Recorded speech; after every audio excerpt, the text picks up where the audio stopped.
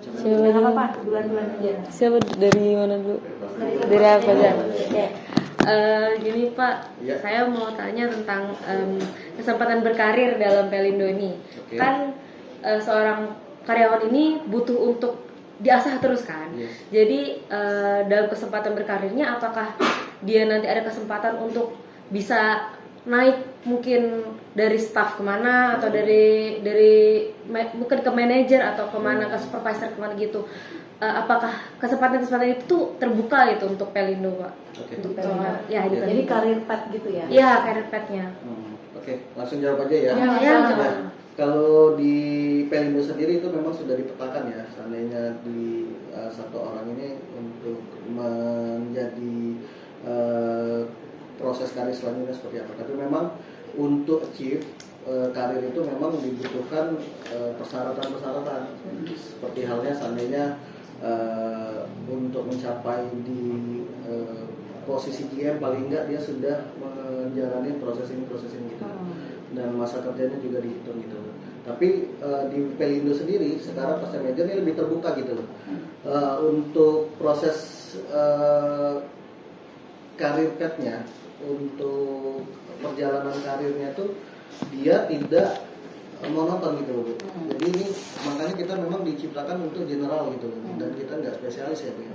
Bahkan seandainya orang yang di keuangan pun bisa ke operasional atau sebaliknya operasional, tapi memang di beberapa bagian itu dibutuhkan kebutuhan yang spesialis. Seperti kalau akuntan itu kan nggak bisa Bu, karena dia harus dididik dulu untuk jadi pengetahuan di bidang akuntansi tentunya ya. Tapi untuk di Pelindo sendiri itu lebih terbuka, bahkan staf itu sekarang ini bisa menduduki satu jabatan tertentu kalau dia memang dianggap sudah memenuhi persyaratan gitu loh. Nah ini tentunya memacu juga ya untuk insan Pelindo ya, yang sudah dilempatkan khususnya itu seperti apa dia biar bisa lebih meningkatkan dirinya, karena di sini nggak ada batasan. Beda halnya kita dengan instansi ya, dengan instansi atau dengan entitas-entitas tertentu yang dia harus golongan ini baru bisa gitu. Iya betul. Eselon ini atau bisa. Kalau di BUMN khususnya Pelindo itu nggak berlaku. Pokoknya kalau kita sudah bisa melewati sesuatu, apalagi kalau ada asesmen yang bisa kita lewati dan bisa mendapatkan hasil yang bagus, itu bisa menempati posisi yang sudah ditentukan. Jadi berdasarkan profesional Ya, jadi nggak peduli muda atau apa. Betul lah, bahkan ini ada GM termuda pun umurnya baru 32 tahun. Itu sudah diam kan, seperti itu kan. Jadi memang ada talent pool dari Pelindo Betul, sudah ada. betul. Ya. Kita ada talent pool Bu, gitu. Dan itu memang sudah dibuat oleh Kementerian BUMN seperti itu Bu. Bahkan ada beberapa di BUMN pun masih di bawah 40 tahun kan Bu umurnya. Iya betul. Nah itu yang sekarang ini berlaku. Nah ini mungkin jadi semangat buat adik-adik ya. Jadi nggak nunggu kita umur berapa biasanya jadi pejabat. PNS begitu Pak. Gitu ya. Jadi saya stuck gitu. Iya iya. Karena tentunya di BUMN ini kita kan di profit oriented kan. Iya, Kita betul. harus agile kan. Biasanya kalau yang sudah mature gitu, udah sepuh gitu kan, biasanya udah males kan dia. Iya. Mau misalnya untuk di suatu perusahaan katakan BUMN Pelindo lah, dia harus meningkatkan performansi seperti apa. Kalau sudah mature kan, sudah sepuh, agak sulit kan dia untuk prosesnya. Nanti pengawalan udah terbilang ke Sugeng. Soalnya kita masih closing audit. Pengawalan berkaitan. Oh yang ke dalam ya? Iya, Oh iya. ada Oh iya, sama ke dalam dalam. ya. Siap. Udah saya kontak. Sip, terima kasih. Terus itu terkait dengan hari Jumat gimana? Sementara belum ada info, nanti saya kabarin. Nggak usah. Oke. Makasih ya. Terima kasih ya. Siap. Pak Mita, jadi kalau mereferensi dari Pak Mita itu jadi internal ini ya, internal rekrutmen ya, jadi promosi itu kan internal dulu kan. Sekarang sudah terpusat semua Bu, pasca manajer. Terpusat Jadi semua, kita di pusat kayak tadi Pak Nini sampaikan GM Academy gitu kan. Jadi Sabang sampai Merauke ditentukan profil nih yang memenuhi syarat gitu. Baru dikompetisikan kira-kira seperti itulah. Iya. Nah, Di ini Panjang salah satunya yang di tarik kandidat hanya Pak Mita. Masya Allah. Coba yang dilakukan Pak Mita apa? Tanya, sifatnya seperti apa sih gitu? Apa yang dilakukan Pak, disiplin dirinya yang bagaimana Pak? Iya. Makanya bisa seperti itu. ya Bu ya, Nih, luar biasa nih. Ya harus. Tadi Bu, kalau pesan saya nih relate juga dari pertanyaan adiknya sebelumnya. Untuk itu kata saya sih berikan lebih ya. Sebenarnya itu aja ya. Kalau ada beberapa pepatah menyatakan tuh kalau seandainya di orang tuh ngasih 100 semua gitu loh. Tapi akan berbeda kalau adik-adik itu ngasih 150% gitu loh. Dan ini tentunya akan kelihatan kan, manajemen ini akan menonjol kan. Nah, dia sama belajar psikologi industri ya. Ya belajarnya itu aja bukunya. Tapi kalau misalnya adik-adik lebih lagi kan menguasai lebih dari situ, nah ini akan jadi nilai tambah, itu pesan dari saya. Nah itu pegang terus kalau pengen lebih dari yang lainnya. Ya, kalau pengennya udahlah gue udah cocok lah biasa-biasa aja ya, itu pilihan ya. Tentunya ini akan ada impactnya kan. Pasti waktunya akan lebih berkurang ya, karena apa? Banyak baca buku kan, temennya ngajak kongko-kongko di kafe kan, akhirnya berkurang. Tapi kata aku worth it sih, itu juga pilihan. Makanya ini di tangan kita kan, mau pilih yang santai-santai atau mau pilih yang lebih dari biasanya. Itu aja sih pesannya gitu. Kemampuan soft skill tuh ya kayak observasi, problem solving, analytical skill itu Yes. ya. Jadi itu penting. Kata saya ada dua ya Bu ya. Untuk kemampuan itu ada teknis non teknis ya. Kemampuan teknis itu yang dasar ya. Mungkin kemampuan menguasai untuk presentasi barangkali untuk ini itu teknis ya. Tapi ada yang lebih penting juga seperti Ibu sampaikan. Yang soft skill itu ya non teknis gitu. Bagaimana menyampaikan, cara menyampaikan, bagaimana berperilaku, attitude segala macam. Dan itu yang lebih sulit karena itu nggak diajarkan Bu ya. Nah, mungkin kalau kayak ketemu dosennya kayak Ibu ini enak tuh, ternyata ada kan gitu loh, ada kemampuan yang di luar akademis yang justru lebih berpengaruh gitu loh.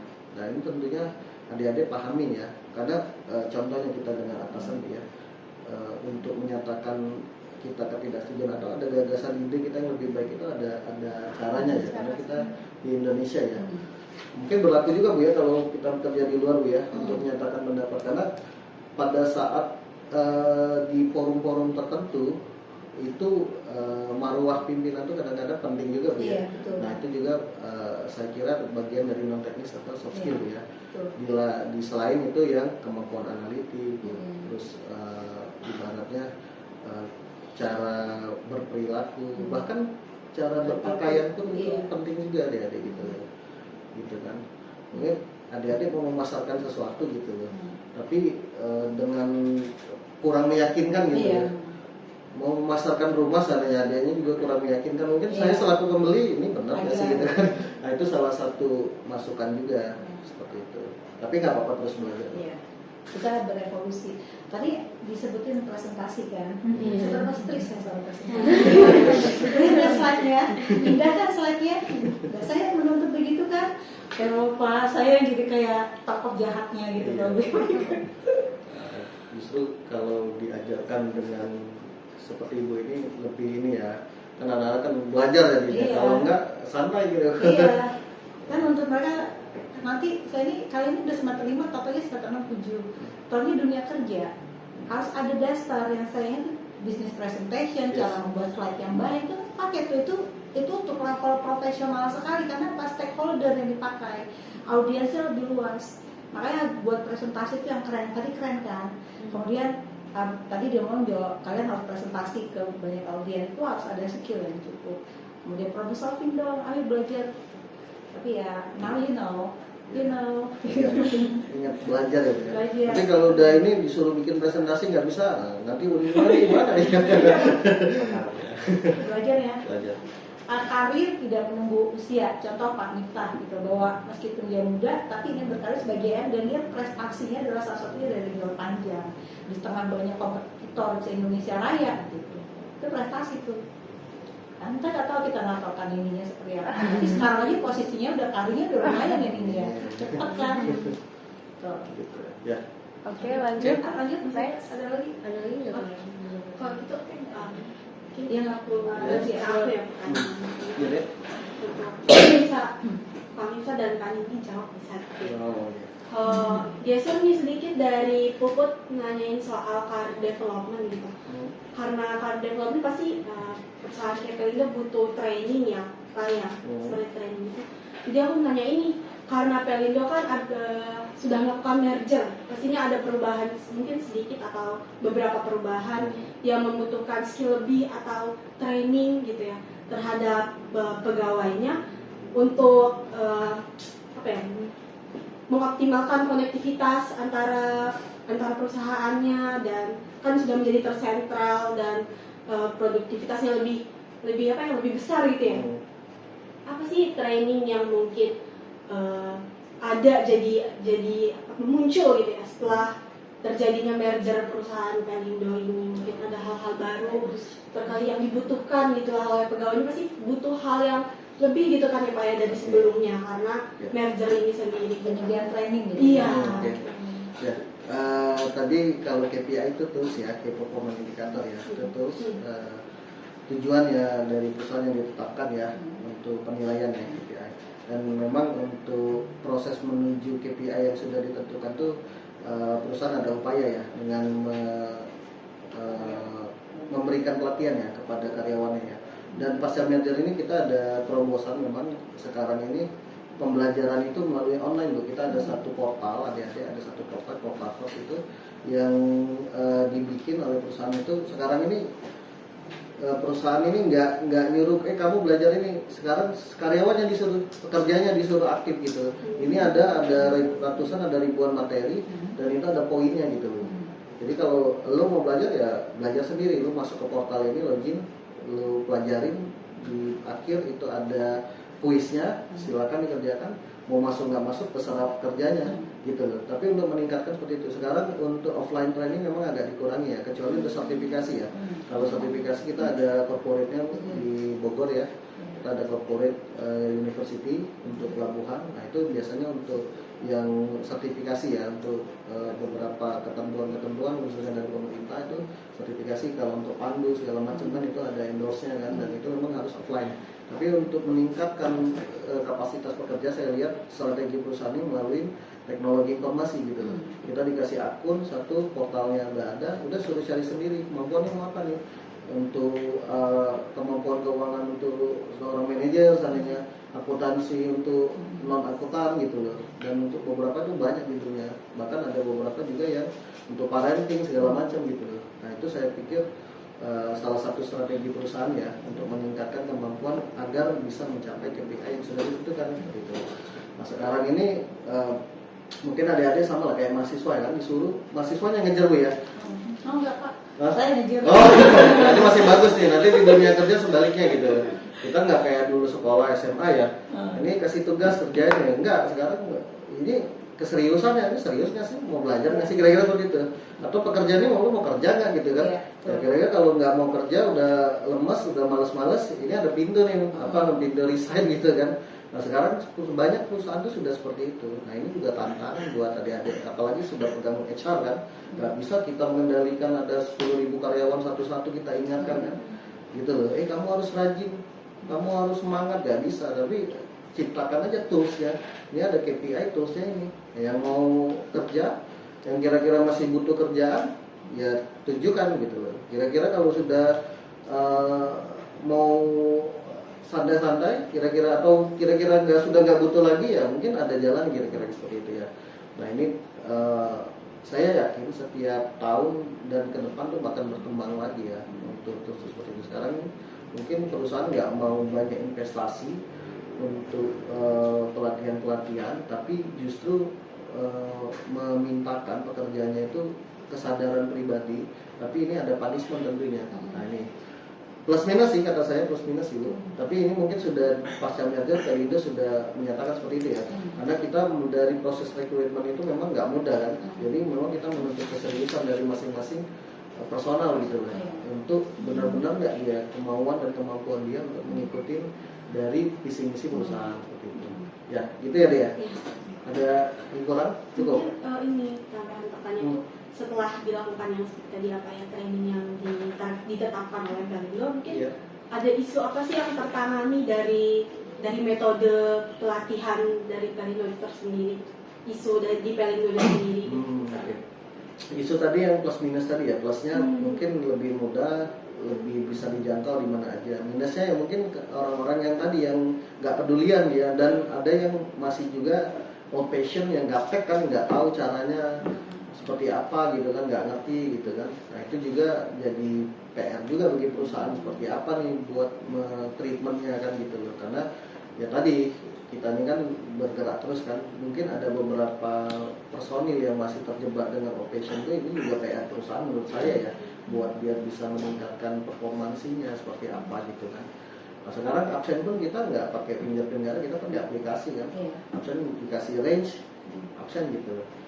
Kalau dulu kan harus datang fingerprint segala macam. Nah, ini Radius 200 meter ya Pak? radius 200 meter ini sebenarnya buat ngasih ke karyawan itu, saya pimpinan ke Mbak Nindi gitu, nggak Nin udah absen enggak, pokoknya itu udah ada di situ punishmentnya di situ, rewardnya juga di situ kan.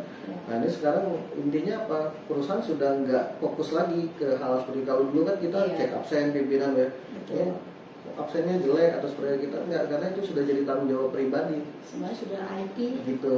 Nah ini tentunya intinya itu untuk meningkatkan kesadaran setiap pekerja ya, bahwa itu kebutuhan dasar untuk absen itu sebenarnya kebutuhan pekerja gitu.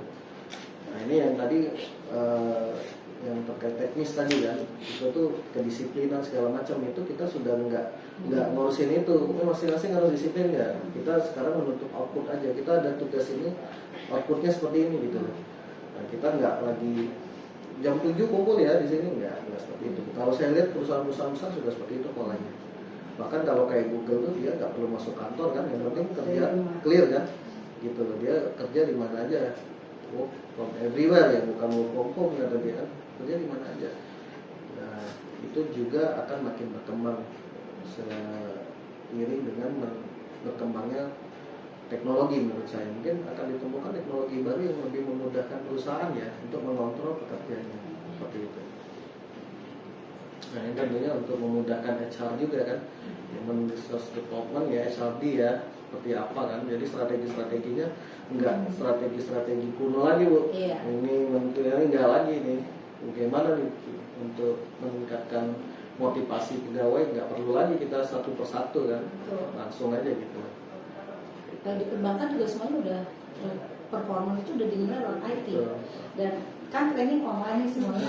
Itu di perbankan juga sama dengan Penindo. Jadi kemarin saya ngerjakan disertasi itu kan perbankan Pak. Jadi online itu diakses sama seperti di Penindo. Pak Mita cerita itu karyawan itu mengakses karena dia mentraining diri dia sendiri. Manfaatnya adalah memang sih kekurangannya dia self learner ya, tidak ada teaching, tidak tradisional lagi. Kemampuan dia setelah dari training dia belajar diri sendiri, dia hanya itu akan berakibat terhadap pekerjaan itu otomatis kan lebih cepat, kemudian lebih akurat, mengurangi kesalahan dan lain-lain, kemudian merambat ke hal lain. Ada penilaian terhadap dia kerja bagus, akhirnya kan KPI. Nah itulah yang akhirnya nanti membuat seseorang itu dilihat performance pada akhirnya itu seperti apa gitu. Kalau kamu pakai training ya silakan, kelihatan di hasil pekerjaan. Jadi ya memang kalau mau ya belajar gitu. Karena kita semuanya memang harus belajar. Saya aja belajar arus statistik, belajar lagi, belajar lagi.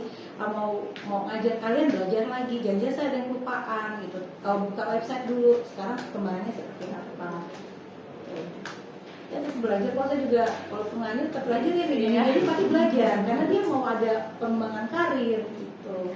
Terus diingat tadi kan ada internal recruitment, ada talent pooling, diambil dari mereka sendiri dulu. Kalau kamu jadi GM, ayo silakan ini ada GM-nya. Misalnya kamu jadi ini itu ada ininya. Saya ceritakan itu internal dulu, dan internal baru nanti kalau udah tidak ada baru eksternal. Itu ada job vacancy. Tapi untuk sementara mereka selalu ambil pooling dari internal dulu. Ya. Lanjut, ada lagi? Next. Iya, silakan. Dibatasi dari Pak berapa pertanyaan? Jam 11 ada. Iya, mungkin jam 11. 3 pertanyaan, ini pertanyaan terakhir lah nggak apa-apa ya. Terakhir ya selesai ya. Nah, Oke, jadi terkait Dewan Komisarisnya tadi kan tadi sebelumnya sempat cari tahu itu untuk pergantian Dewan Komisarisnya kayaknya baru-baru awal tahun tadi ya Pak. Kalau kita sih setiap periode ya, kebetulan kemarin kan RPUS baru setiap perusahaan kan ada rapat pemegang umum saham ya. Nah, setiap rapat pemegang umum saham itu ditentukan, walaupun komisarisnya itu yang existing itu biasanya ditetapkan, kalau nggak salah ada satu lagi baru yang masuk kemarin, yang sisanya itu yang dari sebelumnya seperti itu.